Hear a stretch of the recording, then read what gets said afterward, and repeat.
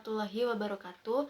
Perkenalkan, nama saya Rahma Azahra dengan NIM 12320100003 dengan jurusan Manajemen Pendidikan Islam kelas 4A.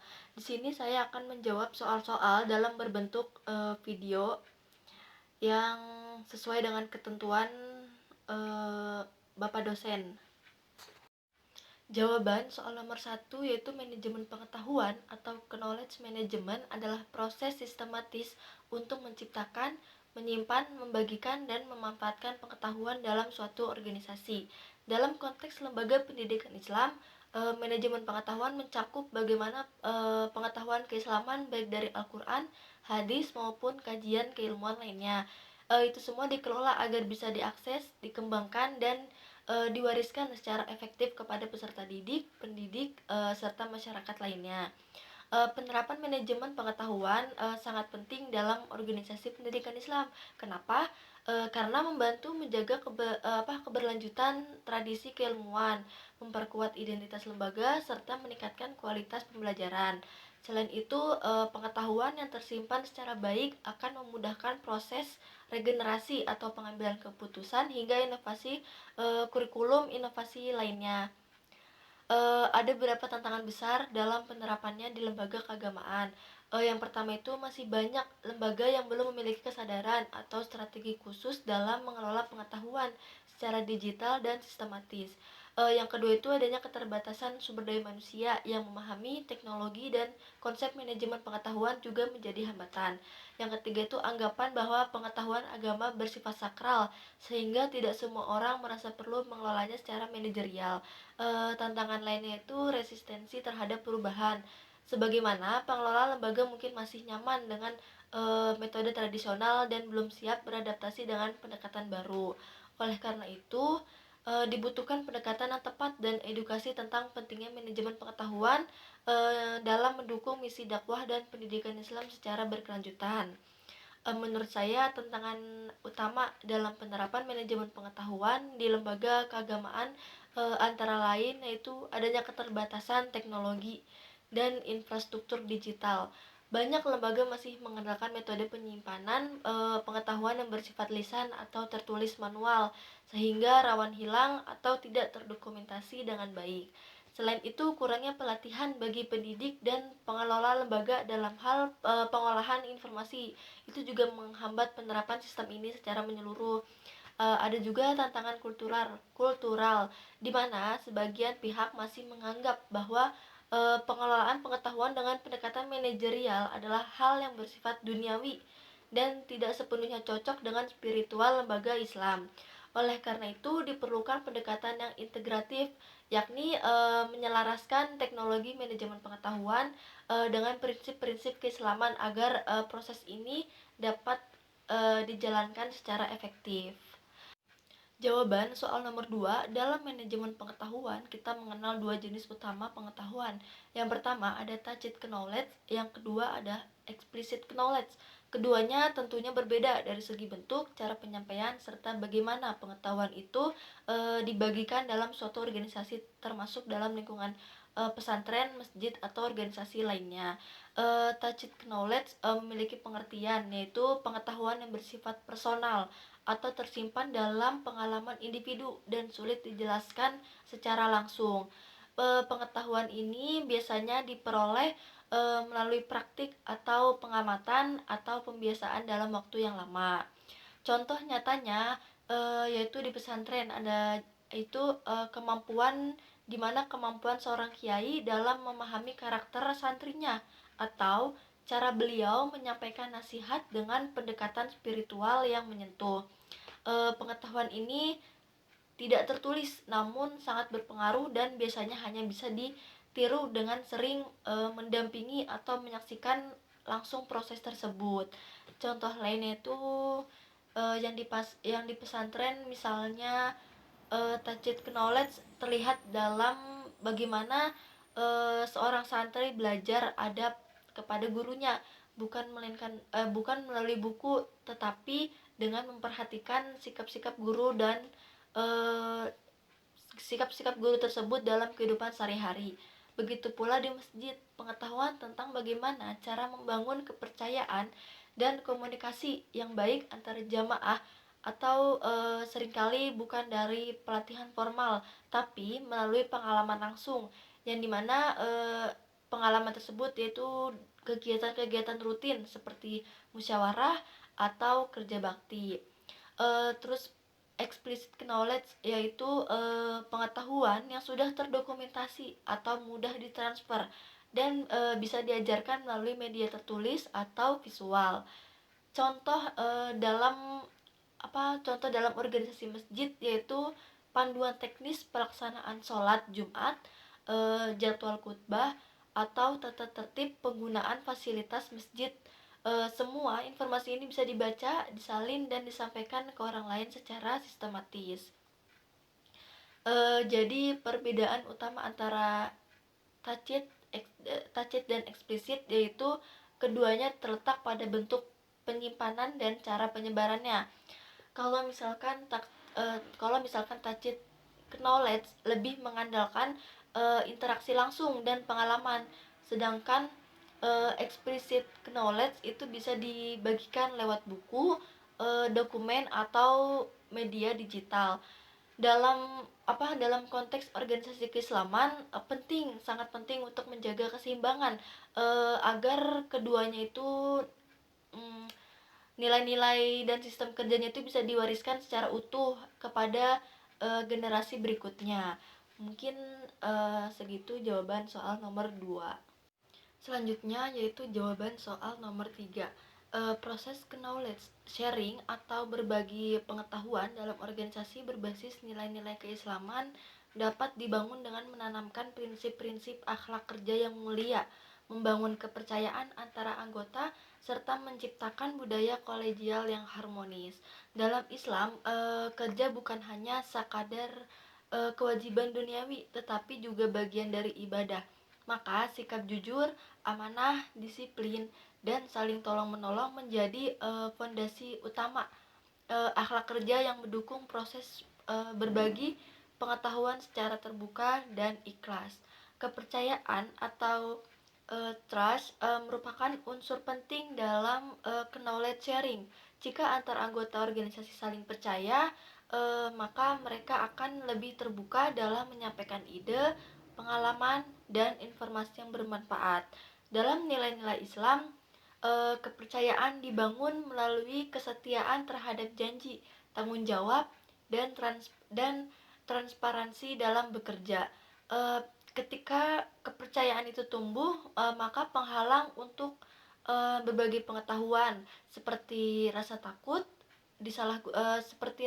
disalahgunakan atau dianggap tidak kompeten akan berkurang. Selain itu, budaya kolegial atau semangat kebersamaan juga sangat penting.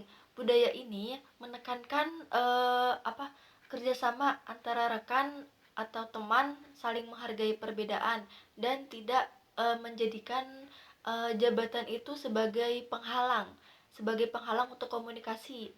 Dalam Islam, konsep persaudaraan yaitu mendorong terciptanya iklim kerja yang saling mendukung dan menghindari sikap individualitas. Dengan begitu, proses berbagi pengetahuan dapat berjalan lebih alami dan berkelanjutan. Budaya kolegial juga sangat penting dalam organisasi Islam. Budaya ini menekankan kepada kebersamaan, kesetaraan, dan kerjasama tim. Islam mengajarkan konsep musyawarah dan ukhuwah yang mendorong terciptanya suasana saling mendukung, bukan kompetisi yang menjatuhkan. Dalam lingkungan seperti ini, knowledge sharing tidak akan dianggap sebagai beban atau ancaman, melainkan sebagai bagian dari tanggung jawab kolektif untuk membangun kemajuan bersama. Secara keseluruhan, organisasi yang menjadikan nilai-nilai keislaman sebagai dasar akan lebih mudah membangun lingkungan kerja yang kondusif bagi knowledge sharing. Kenapa? Karena setiap individu memiliki kesadaran moral untuk saling memberi manfaat, bukan hanya untuk dunia kerja, tetapi juga sebagai bentuk ibadah kepada Allah Subhanahu wa Ta'ala. Mungkin sekian jawaban soal nomor 3. Jawaban soal nomor 4 yaitu siklus manajemen pengetahuan terdiri dari beberapa tahapan penting yang saling berkaitan. Umumnya, siklus ini mencakup 5 tahapan utama. Yang pertama yaitu penciptaan pengetahuan atau knowledge creation, yang dimana penciptaan pengetahuan ini adalah proses menghasilkan pengetahuan baru melalui pengalaman, interaksi, pelatihan, maupun inovasi. Pengetahuan ini bisa bersifat tacit maupun eksplisit, yang dimana tersembunyi maupun tersurat. Yang kedua yaitu pengambilan atau akuisisi pengetahuan yang bisa disebut dengan knowledge acquisition. Tahap ini melibatkan upaya mendapatkan pengetahuan dari berbagai sumber, baik internal maupun eksternal. Baik internal seperti hasil mini riset, kalau eksternal seperti seminar atau kerjasama dengan institusi lainnya. Yang ketiga itu ada penyimpanan pengetahuan atau knowledge storage, yaitu setelah diperoleh, pengetahuan perlu disimpan dalam media yang mudah diakses seperti database, dokumen digital, atau sistem informasi organisasi agar tidak hilang dan bisa digunakan kembali. Yang selanjutnya itu ada distribusi atau berbagi pengetahuan yang bisa disebut dengan knowledge sharing. Pengetahuan yang tersimpan perlu disebarluaskan kepada pihak terkait melalui forum diskusi, pelatihan, atau sistem internet agar sistem ini bisa dimanfaatkan secara optimal oleh seluruh anggota organisasi. Yang selanjutnya itu ada yang kelima itu ada pemanfaatan pengetahuan atau knowledge application. Tahap akhir ini yaitu penerapan pengetahuan dalam pengambilan keputusan, peningkatan proses kerja, atau pengembangan strategi. Inilah saat pengetahuan benar-benar memberi dampak nyatanya. Tahapan yang paling krusial yaitu menurut saya itu adalah knowledge sharing atau pembagian pengetahuan. Karena tanpa proses berbagi ini, pengetahuan yang dimiliki seseorang hanyalah akan menjadi aset pribadi dan tidak memberikan manfaat kolektif bagi organisasi lainnya. Mungkin seringkali kita mendengar bahwa pengetahuan itu penting tidak tersebar karena kurangnya budaya kolaboratif atau minimnya platform untuk berbagi. Contohnya itu bisa kita lihat dalam konteks pondok pesantren, yang dimana seorang ustadz yang telah mengikuti pelatihan dengan metode pembelajaran terbaru, kemudian menyampaikan hasil pelatihannya dalam forum permingguan gitu. Dengan begitu semua guru akan memperoleh pemahaman yang sama dan dapat menerapkan pendekatan tersebut di kelas gitu. Nomor 5 yaitu teknologi informasi memiliki peran sangat penting dalam mendukung sistem manajemen pengetahuan. Teknologi informasi ini memungkinkan proses penciptaan, penyimpanan, pengolahan, dan penyebaran pengetahuan menjadi lebih efisien dan sistematis melalui perangkat seperti database, cloud penyimpanan, atau sistem manajemen dokumen dan platform kolaboratif, atau informasi yang tersebar bisa dikumpulkan dan diakses oleh semua anggota organisasi dengan mudah. Dengan bantuan teknologi informasi ini, pengetahuan tidak hanya tersimpan, tetapi juga bisa diperbarui dan dibagikan secara cepat, sehingga mendukung proses pengambilan keputusan yang lebih akurat. Dalam konteks lembaga keagamaan seperti pesantren, masjid, atau organisasi dakwah-dakwah, teknologi informasi juga bisa menjadi sarana penting untuk menjaga dan menyebarkan keilmuan Islam. Misalnya seperti kitab-kitab kuning bisa digitalisasi dan diakses luas oleh santri atau masyarakat umum. Ceramah dapat direkam dan dibagikan melalui media sosial atau platform pembelajaran, serta sistem arsip dakwah bisa dikelola dengan rapi. Ini menunjukkan bahwa teknologi informasi dapat memperkuat fungsi edukatif dan dakwah lembaga keagamaan. Namun tentunya ada tantangan gitu ya, belum ada tantangan-tantangan lainnya, yaitu yang pertama, belum semua lembaga berbasis keagamaan memiliki infrastruktur atau sumber daya manusia yang mampu mengelola teknologi dengan baik. Yang kedua, itu ada kekhawatiran bahwa penggunaan teknologi ini bisa menggeser nilai-nilai tradisional uh, atau menyebabkan ketergantungan pada teknologi yang tidak sejalan dengan prinsip spiritual itu sendiri.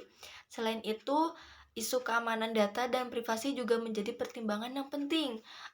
Maka penggunaan teknologi informasi ini dalam manajemen pengetahuan di lembaga keagamaan harus dilakukan dengan bijak, yaitu dengan mempertimbangkan nilai-nilai Islam atau kesiapan sumber daya manusia dan ketersediaan sarana. Bila dikelola dengan tepat, teknologi informasi ini bukan hanya alat bantu, tetapi bisa juga untuk menjadi kekuatan utama dalam menjaga, mengembangkan, dan menyebarluaskan pengetahuan keislaman secara berkelanjutan. Sekian jawaban soal UAS yang dapat saya jawab. Kurang lebihnya mohon maaf. Maaf apabila dari jawaban tersebut kurang sempurna. Mudah-mudahan dengan UAS video ini saya bisa mendapatkan nilai yang memuaskan.